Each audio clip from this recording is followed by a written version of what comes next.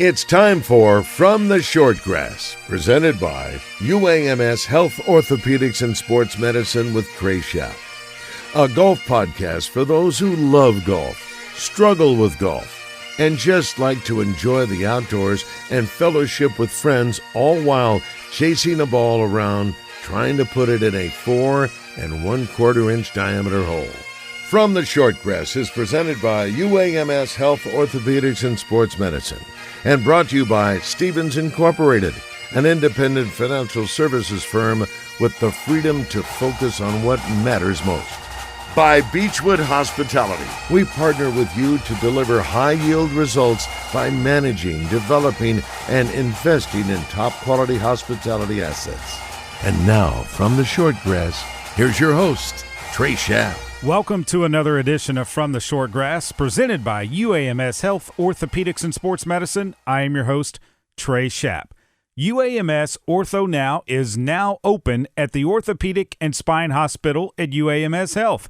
If you have an orthopedic injury, sports, work, or anything else, walk in and see the best in orthopedic care. No appointment is needed. Ortho Now is open Monday through Friday, 8 a.m. to 8 p.m., and Saturday, 8 a.m. to noon. It's conveniently located at the Orthopedic and Spine Hospital at UAMS Health. If you need more information, call 501-686-TOSH. That's 501-686-8674 for Ortho Now at UAMS. It is now open. Congratulations to Cameron Young. He becomes the 1,000th different winner on the PGA Tour. The 1,000th unique winner in PGA Tour history. His name is Cameron Young. He shoots 63, 62, 65, 68 to win the Wyndham Championship by 6 shots. Can you imagine that? Just a leisurely round of golf, if you will. No, he was stressed a little bit, but congratulations to Cameron Young, putting together 4 straight rounds in the 60s. Also, what happened over the weekend was the field for the FedEx Cup was solidified. The top 70 players on the PGA Tour make it to Memphis and the FedEx Cup's first leg over at TPC Southwind. Of course, when you look at the field, Scotty Scheffler is in the lead, but one guy that made a huge jump into the top 70, how about Chris Kirk? He stood at 130 on the FedEx Cup standings 2 months ago and seriously considered not playing in the U.S. Open, for which he was already qualified because he was so just upset with the state of his game. Well, he played in the U.S. Open and then celebrated with a 4.5-hour ride home from North Carolina to Georgia on Sunday evening so he could take his kids to their first day of school on Monday of this week. Chris Kirk, 40 years old, finished tied for 5th at the Wyndham Championship, making 2 birdies and 16 pars on Sunday to move from number 73 all the way to number 61 on the season-long FedEx Cup standings and got in to Memphis and the FedEx St. Jude Championship to begin trying to win the FedEx Cup. The only player to fall outside of the top 70 was Byon Hoon An, who missed the cut and fell from number 69 to number 74. Coming up on this edition of From the Shortgrass, presented by UAMS Health, Orthopedics, and Sports Medicine, I sit down over Zoom with Alyson Johnson. She is the president and CEO of the Gilly Group, but she is really involved with the game of golf and loves the game of golf. You'll hear more about her after the break. Stay with us. I'm Dr. Lowry Barnes. When it comes to orthopedic care, there's no place like the Orthopedic and Spine Hospital at UAMS Health. We built this hospital just for you, with state-of-the-art surgical suites, advanced technology, and the state's largest group of fellowship-trained orthopedic surgeons. It's the best place in Arkansas to get you moving again. And if you need urgent orthopedic care, UAMS Ortho Now is right here for you at the Orthopedic and Spine Hospital at UAMS Health, where motion lives and service leads. Strength is measured not by the number of accounts. Strength is placing value on relationships. It's having the vision and the guts to invest in growth. It's the commitment to responsibly manage your money. At Stevens, we believe that our strengths build success, not only for us, but for our clients. Stevens, member NYSE, SIPC. The next time you travel to El Dorado and need overnight accommodations, the Haywood Hotel is where you need to stay. The Haywood El Dorado Tapestry Collection by Hilton is a great place to stay if you're in South Arkansas listening to live music or playing the challenging Mystic Creek Golf Club. Take time and relax in their bar for a drink before going out on the town for dinner. The Haywood, 210 South Washington, right in the heart of downtown El Dorado. Search the Haywood El Dorado on the web or call 800-293-0718 for reservations. The Haywood, a Beechwood hospitality property. Welcome back to this edition of From the Shortgrass, presented by UAMS Health, Orthopedics, and Sports Medicine. I am your host, Trey Schapp. Alyson Johnson, President and CEO of the Gilly Group. She focuses on marketing strategies for business development, sports marketing, and sponsorship activation, and is an agent on the PGA Tour, the LPGA Tour, and with broadcasters. She also holds the role of Chief Marketing Officer for fashion and golf apparel brand Williams Athletic Club. Speaking of sponsorship activation, you might remember you were never allowed to take your phone with you to a PGA Tour event. Well, Alyson Johnson had an idea. Let's let the phones in. They'll take pictures.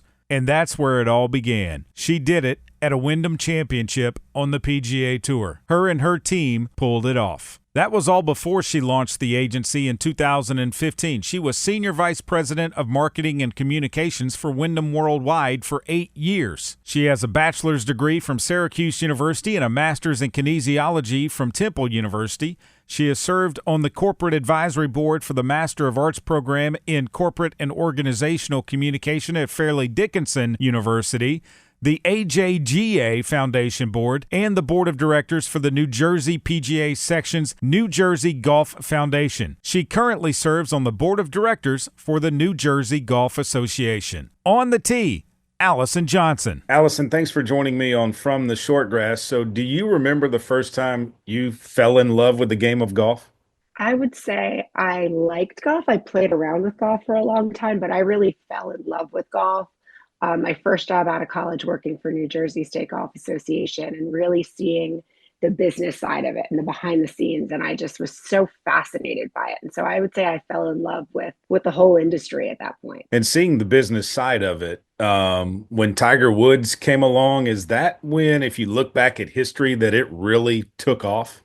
I would say, so I'm around the same age as Tiger. And yes, for sure, for the population now, especially, I mean, Tiger's done things we've never seen before, and he's phenomenal.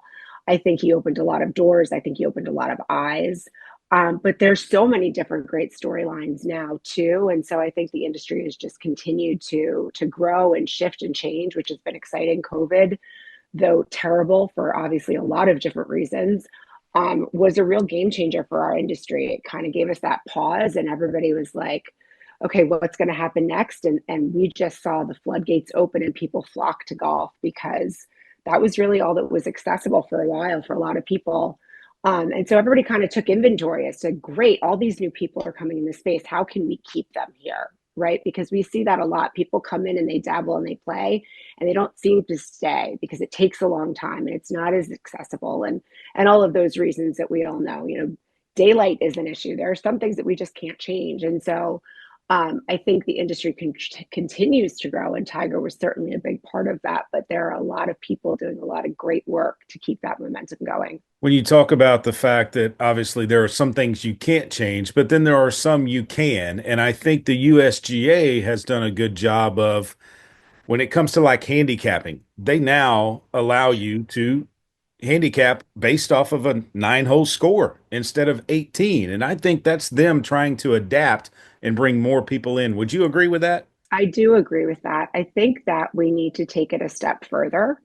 I think a lot of people that are out there that play golf don't consider themselves a golfer or don't see the value in having a handicap because they're not competing.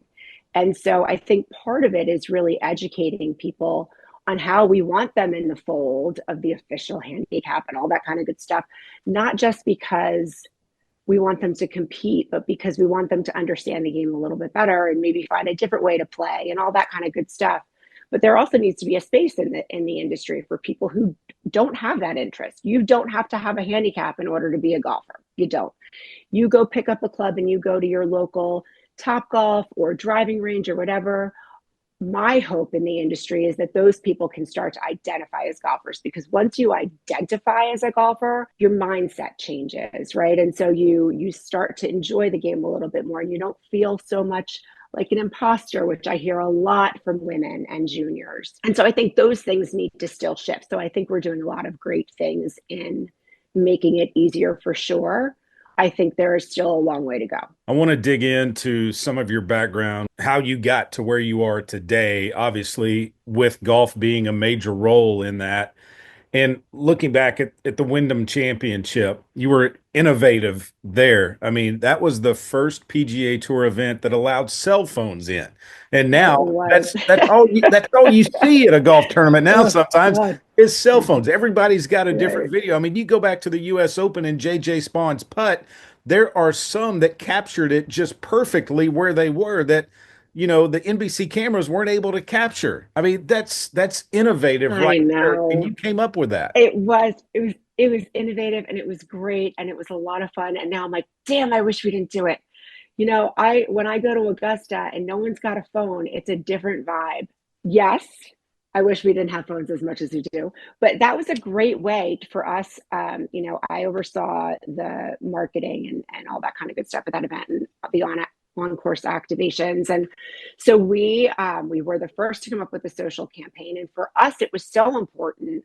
Wyndham Worldwide is a hospitality company at the time that had 3 different business units and customers and clients around the globe. And so it was a way for us to reach our audience that was not on site with us and wasn't necessarily watching the broadcast, to really explain who we were as a brand and get our partners and our clients excited about being a part of that world. And so social media opened up, so many doors to be able to really reach that audience in a different way. And now, I mean, I will tell you, when I watch golf, if I'm watching on television, I'm also on my phone on Twitter, because it's even faster than when they're putting the scores up on the apps and all that kind of good stuff. And so I like to stay engaged to see what the consumer's thinking and saying, as well as keeping up on the action of what's going on. So social media has been a game changer for sure. And being a part of that in the beginning was really fun. And if you miss a shot, let's say while you're on TV and you're looking at your phone or something, you miss a shot. If it's a good shot, you're going to see it right there on social media almost immediately, because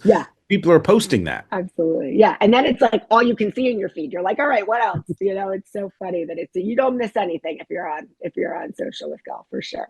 You spoke about junior golf a little earlier, and women as well. I think the USGA has done a good job of bringing the purses almost in line with the men. When you talk about the U.S. Women's Open, champion received $4 million for winning this year. Junior golf, though, you were a part of the AJGA for a while. Why is it so important? So I was on their foundation board. I think that, and right now I'm on the board for New Jersey Golf Association, which is funny enough, my first job out of college. And we actually just last night had our Caddy Scholars Banquet, which was really fun. So seeing all of these kids stay engaged in golf, I think is really important. There are so many different opportunities that we offer golfers throughout this country through a lot of different organizations. Some obviously are better run than others. I think the AJGA is just cream of the crop. They do a fabulous job. One of the things that you see a lot in general is that women and juniors don't necessarily get to play at some of the better clubs. And I think we're seeing a shift in that now. And so people are really starting to make a concerted effort to make sure that there is more of that equality in that space. Another thing that's really hard I get that it's hard on the men's side too, but we're talking about different dollars with the women and juniors, the juniors who want to compete at a more elite level. It's very expensive. And those tournaments are often nowhere near each other that they need to be at. And so the travel costs are very high because the TV schedules are different. And obviously juniors don't get much TV time unless it's some of the much bigger events like the Junior Am. They are not getting as many eyeballs, they're not getting as much financial backing. And so there's real disparity there. And so it's so expensive, which honestly, I think makes it even more amazing to watch these kids and these women come up and be so successful, because they have to grind in a very different way than the men do. As a member of the foundation board of the AJGA when you were there, and now you're a member, or you're on the New Jersey State Golf Association board, do you see with junior golf that there might be parents that try to push their kids a little too much, and maybe those kids get burned out on the game? I mean, I think it's the same in every sport, right? So my master's degree is in sports psychology, and I started working with juniors. And you see it in every sport a lot. One of the things that I find very interesting. So in New Jersey, my oldest son is about to go off to college, and he played high school golf for 3 years. In New Jersey, the parents are not allowed on the course at all. I never saw my kid play golf when he was competing. You know, we had a parent-child thing. I was the only mom. I rolled in. We had some fun playing golf. That's the only time I was a part of his high school golf career in New Jersey.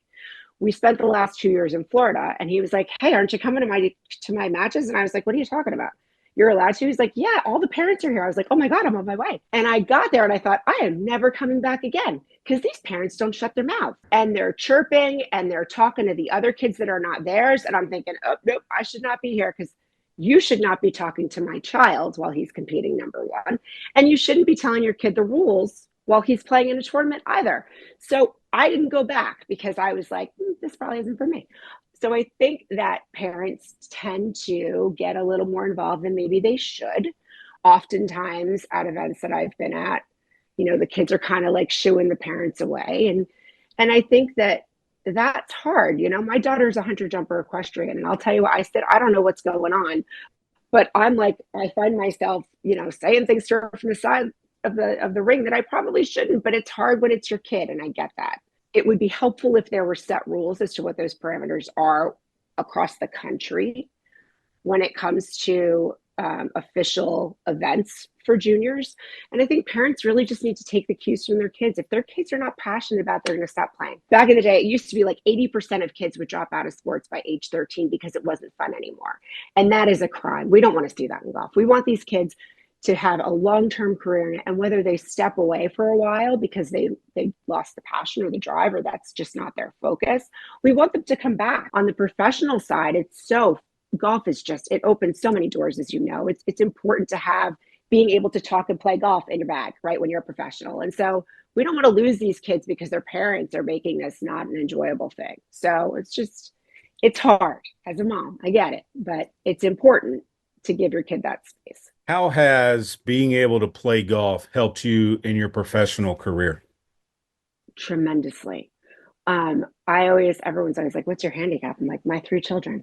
So I'm not a great golfer, but I'm really good at working in golf. So, you know, but I play, and it's uncomfortable sometimes because everybody expects me to be a scratch golfer because I work in golf. Well, I'm too busy working to be playing all the time. So, you know, I had to say to myself, it's okay that I'm not really good at this. That's okay. I'm out there. I'm playing in outings. I get really fun invitations to where I might have years where I don't get to play very much golf, but then I look at where I played and I'm like, oh my God, how lucky am I?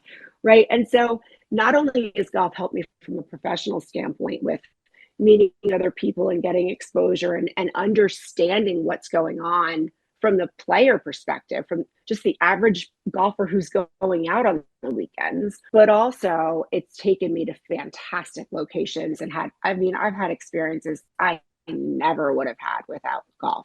What was it like working for the PGA Championship? PGA Championship was my second job. So I was at New Jersey State Golf for 4 years as tournament director and running communications, and then went to the PGA, which was it was so eye-opening to me.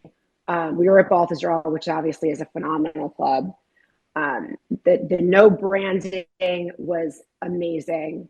And we had 95-degree weather in August, which was brutal. But the crowds were unbelievable. Watching the way that everyone comes into town, you know, a few months earlier to set up basically this small city, and then all the media trucks come in. I mean, to see the behind the scenes of what goes into building a tournament like that was magnificent. And I'm so thankful that was at the early stages of my career, because it just taught me so much. When you look at the game of golf, Is it in a good state right now?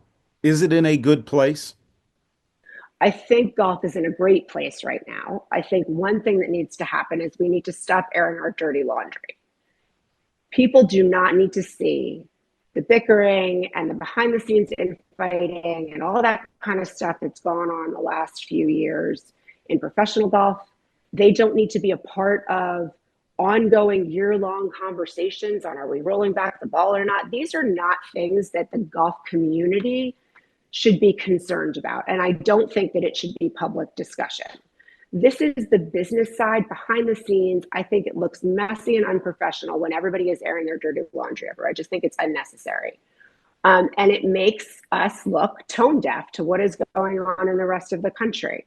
You know, people bickering about how many millions of dollars they're going to make does not resonate with a lot of the people that are playing this game. And so I just, if we want to be inclusive and stop being elitist, then we need to stop having those conversations to where, you're crying because you're not making however many millions. The other thing that I think that is very unfortunate lately is this talking to the media, not talking to the media. The entire business of playing golf and having sponsorships and having these large purses and having these large TV deals is because the end consumer, golf fan, wants to be engaged with what happened on the course, how are you feeling, what's going on, why did you select that club? And so it is a disservice if we're not sharing that stuff with them. They don't need to know contract negotiations, but they do want to know what's going on the course when they just watched this tournament and invested their Saturday or Sunday in watching golf for 6 hours on 8 different places that they needed to go to watch it. The least that you can do is then give information back to the media so that they can dig in more, because golf geeks are passionate about it. They want to know everything they can know. I would agree with you there. I think obviously the media sometimes can be harsh on players. Absolutely. But I also think too that if you're at the top of the world rankings and you have a bad day, everybody has a bad day, but you can explain it and just stand there and, take the bullets. I mean, it's like a football coach that is making millions of dollars and he loses a tough game. He's got to go and sit down and face the press. Right. And it doesn't need to be, a full, let's go through every shot, but 3 talking points, something, give them something. Right. I agree with you there. The golf house in Far Hills, New Jersey, the USGA golf house. Why should someone go see it? Well, it's a magnificent property, but the museum there is fantastic. And so if you're a golf nut, it's beautifully done. Hillary Kronheim is a friend and she manages that, and she has just done an excellent job. I went during the US Open last year to the one at Pinehurst and had my older son with me, and even he was really fascinated by it. And he's not a golf history kind of guy, but I mean, they've got really great artifacts, very cool artwork, and just pieces of history. And so if you're a golf fan, it's a definite must do. Plus, this area is gorgeous. We have a million good golf courses right around the USGA headquarters, so there's good spots to play too. How did you get involved with Williams Athletic Club? So Williams Athletic Club is founded by Susie Proudman, who has longevity in the fashion industry with both Nike and Lululemon, amongst some others. So I had met her, someone gave her my name, I think, at one of the PGA shows in Frisco, the Buying Summit. And so we started talking and she showed me her line and I fell in love with it because it is top quality, gorgeous piece. I'm a total clothes horse, so I'm really picky. Just beautiful stuff. And she's very smart. She's got a great eye. She's based out of Oregon. And so I got involved with her to help her launch that brand. And the second line is about to come out now. Marty Hackle's involved as well. I'm sure you know Marty, Mr. Style, who was with Golf Digest forever. And so that's been a really fun project to get launched and out the door and see that grow. So very exciting. And for women that play the game, they need to go check it out. For sure. And it's, what's nice is that it's clothes that are not just good for on the course, but also, professionally. So my favorite thing from them is a suit, funny enough. So, it's like they're great travel pants. I can go onto the course from a professional standpoint and feel very much, appropriately dressed, when I'm on the course having meetings and that kind of stuff. And then if I needed to go hit balls right after that, or wanted to go, have dinner in the clubhouse or whatever, it's fantastic. And then it's really a layering system too. So it's an easy on and off. I've worn it for some tournaments I've played in. It's great stuff. Alyson, have you ever thought about where you would be without the game of golf? I can't even imagine. Everything in my life is really based around this game. So the places that I get to go and all my friends and, my closest and all that kind of good stuff, it really is. And it got me and my 3 kids through COVID, I'll tell you, because that was a tough time. And so we would go play golf all the time. It's been a real joy and blessing to have the game in my life. And I'm sorry that I didn't really look at it seriously until after I got out of college, because I think it could have been even more eye-opening and exciting if I had started younger. All right. With that being said, favorite golf course you've ever played? I have to say Baltusrol, just because the PGA Championship was so special there. And I remember bringing my dad for Father's Day and he cried. It was very sweet. So that'll always be a favorite. I'm telling you, I will argue anybody, which I have, I'm sure you can tell. I think New Jersey has overall the best courses, hands down. Fantasy foursome, living or deceased, you and 3 others that you could play around a golf with, who would they be? Well, I would say, gosh, that's a tough one. Arnold Palmer, just because he's so sweet. I only got to meet him a couple times, but sweet. I would want him, my oldest son, so that he could, help to coach him as a young man. My dad, because he would definitely cry, and probably my daughter, because I think she would just get a kick out of it. That'd be cool. That'd be fun, wouldn't it? Yeah, and I want her playing more golf. That's the way to do it. I mean, have her play the girl. King. It's important. Yeah. Yeah, exactly. Like, who's going to say no to that? Alyson, thanks so much for your time. I appreciate it.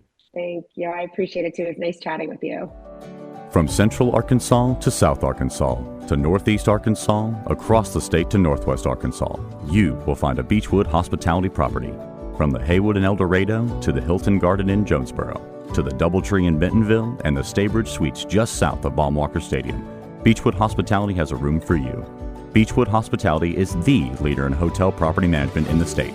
Make sure you find a Beechwood Hospitality hotel for your next overnight stay. The future is not about a bond reaching maturity. The future is what my grandfather worked for. It's what my father carried on. It's my responsibility today. The future is my son's tomorrow. At the Stevens Private Client Group, we believe that our strength builds success, not only for us, but for our clients. Stevens, member NYSE, SIPC. I'm Dr. Lowry Barnes. When it comes to orthopedic care, there's no place like the Orthopedic and Spine Hospital at UAMS Health. We built this hospital just for you, with state-of-the-art surgical suites, advanced technology, and the state's largest group of fellowship-trained orthopedic surgeons. It's the best place in Arkansas to get you moving again. And if you need urgent orthopedic care, UAMS Ortho Now is right here for you at the Orthopedic and Spine Hospital at UAMS Health, where motion lives and service leads. Welcome back to From the Shortgrass, presented by UAMS Health, Orthopedics, and Sports Medicine. I am Trey Schapp. Before we get out of here, I want to tell you about Beechwood Hospitality. Fall is right around the corner. You're going to start traveling for football games, and you might need an overnight place to stay. Make sure you go to their website and check them out. Beechwood Hospitality. Matthew Allen and Blair Allen. They know how to manage hotel properties. When you need an overnight place to stay, make sure it's a Beechwood Hospitality hotel. From the Shortgrass on YouTube. Make sure you are following us there. Go ahead, sign up. We've posted a couple of videos. Every episode of From the Shortgrass is posted there as well, but we are going to start posting videos hopefully on a weekly basis, if not bi-weekly. But I want you to be sure that you are following From the Shortgrass on YouTube. Simmons Bank Championship presented by Stevens at Pleasant Valley Country Club in late October. Tickets are on sale now. You can find them on the web at SimmonsBankChampionship.com. Remember, when you find your ball mark on the green, make sure you fix it and a couple of more. And I hope to see you sometime soon from the Shortgrass. You have been listening to From the Shortgrass, presented by UAMS Health, Orthopedics, and Sports Medicine, a weekly podcast dedicated to the game of golf. This has been a presentation of the Buzz Radio Network in association with Majestic Cubby Productions.